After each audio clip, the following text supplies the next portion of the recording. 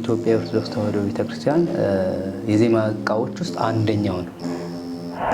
እንግዲህ ቅዱስ ዳዊት ከሚጠቀምበት ዋናው ነገር ሲደረድር የነበረው ሳኦል መንፈስ ባስጨነቀው ጊዜ በሚጨነቅበት ጊዜ ይቀርብና ይደረድርለታል። ያ ክፉ መንፈስ ይርቀዋል። ያው ክፉ መንፈሶች መንፈስ ስንል ያው ክፉ መንፈስ ነው በቤተክርስቲያን አጠራር ስንጠራው። ያ መንፈሱ ይርቃል። ክፉ ወደ መልካሙ ወደ እንደገና ደህና ወደ ማሰቡ ይመጣል ማለት ነው። ያ ማለት አሁንም ያለነው ነገር ስናስብ ምናልባት ብዙ ሰው ያው እንግዲህ ያለውን ካለው ነገር ጋር ተያይዞ ብዙ ጭንቀት ላይ ነው ያለው። ብዙ ነገሮች አሉት። በገና ከሚሰጡት ጥቅሞች ውስጥ ዋነኛው